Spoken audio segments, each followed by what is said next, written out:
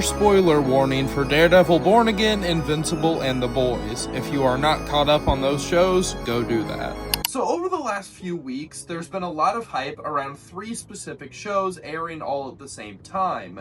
Those shows being Daredevil Born Again Season 2, Invincible Season 4, and the final season of The Boys. Now, if you're not familiar with any of these, or maybe you just know like one of them and not the others, let's do a quick breakdown of what each show is about.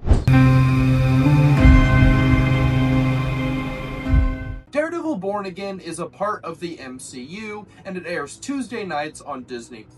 It's the follow-up series to Netflix's Daredevil, and it uses the same characters and stories, but now it's firmly set in the greater MCU, and it actually has stakes connecting it to the movies, which is what we've always wanted, so it's a great show. Currently, we are following Matt Murdock on the run, as Kingpin has become the mayor of New York City, and he's enacted a strict anti-vigilante task force who are attempting to kill Matt Murdock / Daredevil, and you know, whoever else Wilson Fisk wants to kill along the way. You might as well give up.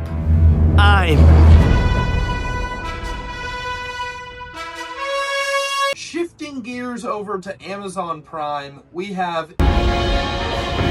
This is based off a 2003 comic book series written by Robert Kirkman, who also made The Walking Dead, one of the greatest shows for a couple seasons, and a pretty good comic. Invincible, though, follows Mark Grayson as he begins to gain superpowers inherited from his basically godlike father, Omni Man. But when it's revealed that his dad is in fact on Earth to prepare it for their alien race to take over, Mark has to stand up to his father to protect the planet and then face like a million different enemies along the way. I mean, this dude fights like a lot of guys. Currently in season 4 of the show, we've actually seen Omni Man have a full kind of character arc where he's seen the error of Viltrum's ways and he's actually joined the Coalition of Planets to end his own race forever, which is pretty crazy. And right now,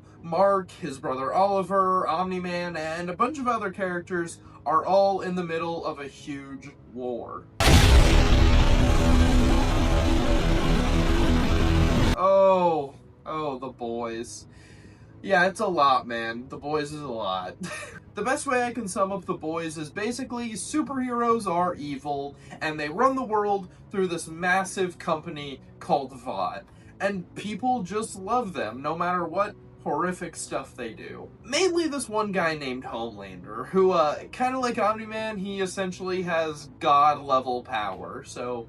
you know, he's kind of unkillable. But we follow a scrappy group of rebels trying to kill Homelander and just end Vought for good, you know. But they've been trying to do that for like 4 seasons, so you know, maybe this is the one where they get him. Oi, Huey! You're a goddamn bloody beta. What, Butcher? Look at Kamiko Morgan over there. Now that's a Sigma. Butcher, what are you saying? You got Elriz, and you don't even meow.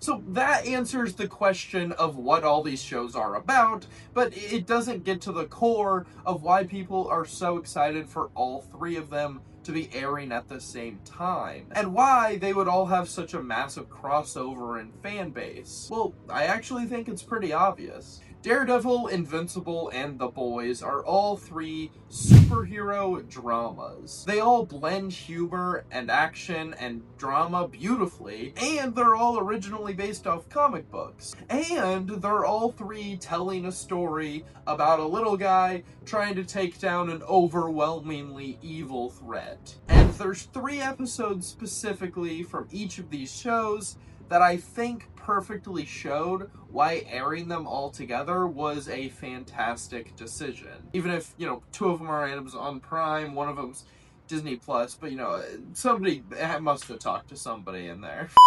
We are talking about episode 3 of Daredevil, episode 5 of Invincible, and the season premiere of The Boys.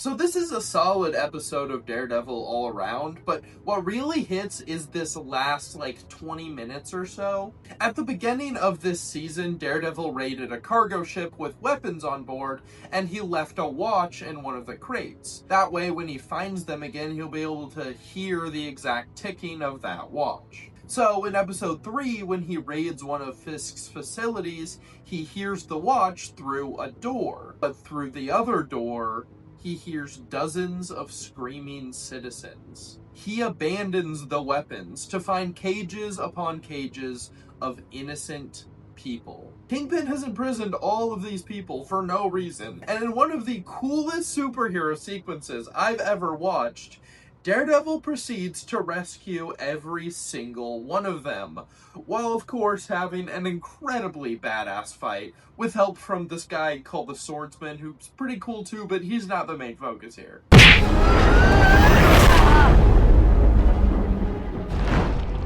I remember you.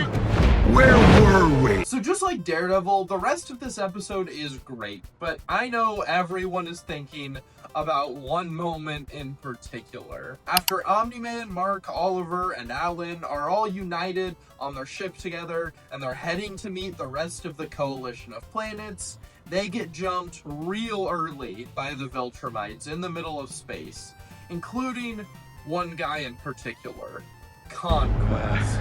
The guy who nearly murdered Mark and Oliver last season, and Mark actually thought was dead until right now. So Invincible and Conquest have an absolute rematch for the ages.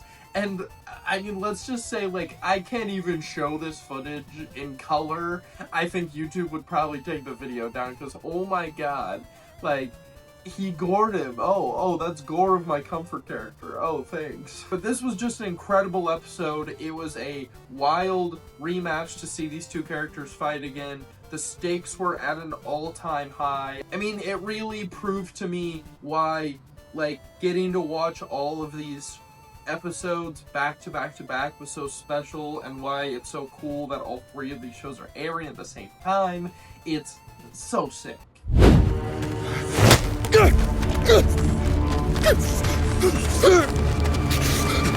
William! So The Boys had an absolute banger of a premiere episode with this huge prison breakout for half of our characters and a huge death for another character. In a major turnaround, A-Train sacrifices himself to help the boys, and it was an incredible death. The way A-Train just laughs at how ridiculous all of this has been, and he just accepts his fate, it's so chilling, but it's so comforting too.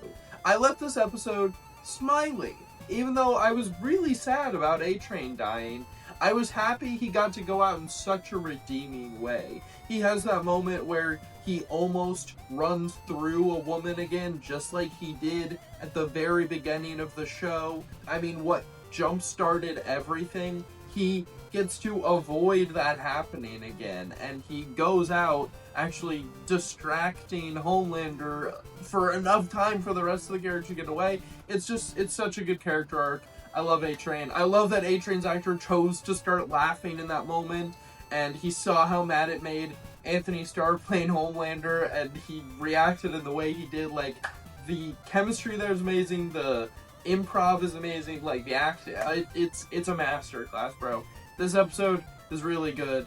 It goes right along with these other two, and yeah, I love these shows. And he's no longer afraid is just the best moment for him to have, I think, at the end of the show. And the fact that he's able to say it directly to Homelander and have it actually affect him is a moment that I didn't expect to have. And that's not really written in the material. I know I say the words, but seeing your reaction is the most resolute moment that A-Train could have possibly had. And, you know, he was happy to go out in that way. And I was happy to see him go out in that way. Honestly, anything that even just rage baits Homelander at this point is just a win. Like, they cannot kill this dude.